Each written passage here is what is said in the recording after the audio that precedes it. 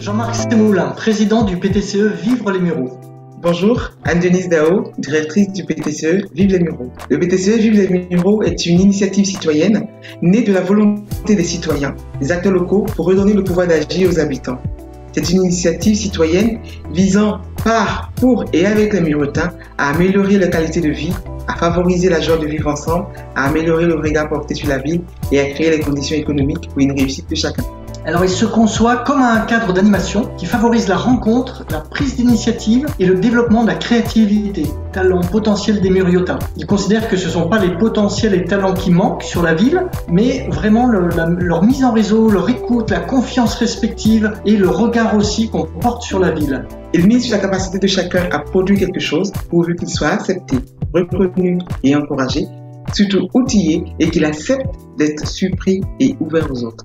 Il repose sur la capacité à embarquer et à générer de l'énergie collective, à savoir tous les acteurs, talents, idées, projets et ressources existants sur les murs aux alentours, au travers d'une communauté et des systèmes d'animation accessibles à tous. Aujourd'hui, grâce au soutien de l'ATC, nous travaillons sur deux axes qui sont le modèle socio-économique et l'évaluation. Alors en effet, comme l'animation territoriale est un peu un nouvel outil, l'idée c'est aussi de trouver quel modèle socio-économique on invente pour ce nouvel outil pour qu'il puisse perdurer dans le temps et dépasser l'accompagnement qui est réalisé actuellement. Et je parle volontairement de modèle socio-économique parce que c'est important de prendre en compte tous les aspects sociaux, humains, réduction des coûts et pas juste l'aspect financier. Alors on travaille sur ce chantier en s'appuyant sur des experts et des études qui ont déjà été réalisées comme celle des centres sociaux. Et puis on est accompagné par le Rameau. Et puis bien sûr, notre observation de terrain depuis ces 3 années passées. Et alors on a pu observer en fait 3 phases très différentes en termes de financement. L'émergence du projet avec des financements plutôt liés vraiment à l'innovation. Et puis la mise en place effective, et là plutôt avec des financements liés au fonctionnement avec des fondations. Et puis le fonctionnement en régime de croisière. Et là-dessus, on voit que c'est là-dessus qu'on travaille maintenant plus particulièrement.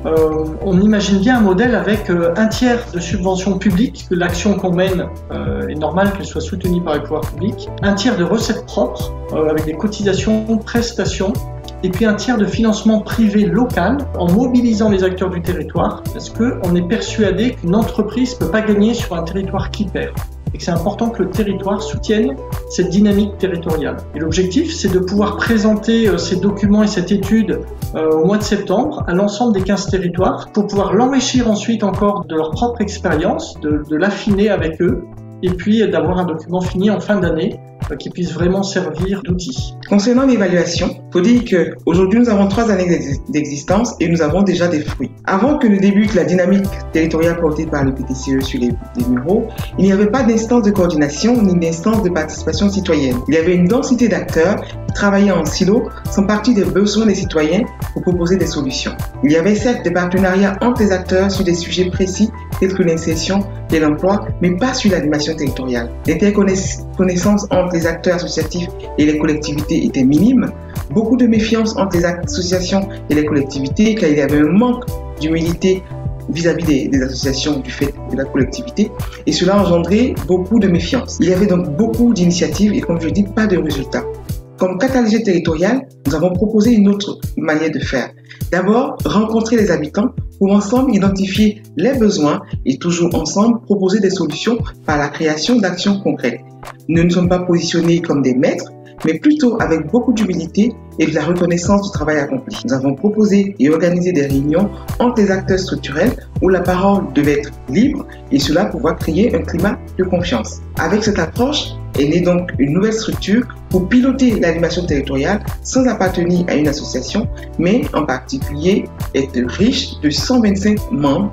Ainsi, il a une légitimité pour travailler, inviter à des réunions, animer des réunions et porter le lead. Grâce à cette légitimité, nous réussissons à organiser de grands événements pour les habitants. Ces événements sont co-construits avec les associations locales, les citoyens et les structures institutionnelles. Toujours grâce au soutien de l'ATC, nous travaillons donc sur ce deuxième chantier pour capitaliser sur tout ce que nous avons fait et que cela serve à d'autres territoires. L'agenda sur ce chantier est le même que celui du modèle socio-économique. Tout simplement, en septembre, les premiers résultats seront présentés aux 14 autres territoires et le rendu final se fera en décembre 2021. Et ce que l'on fait, c'est un peu comme cette notion d'un caillou qui arrive dans l'eau avec ses ondes. Donc on mesure l'impact de la première ronde, mais aussi ce que l'on voudrait arriver à travailler, c'est comment on arrive aussi à mesurer les impacts et les effets secondaires que produit cette animation territoriale sur un territoire.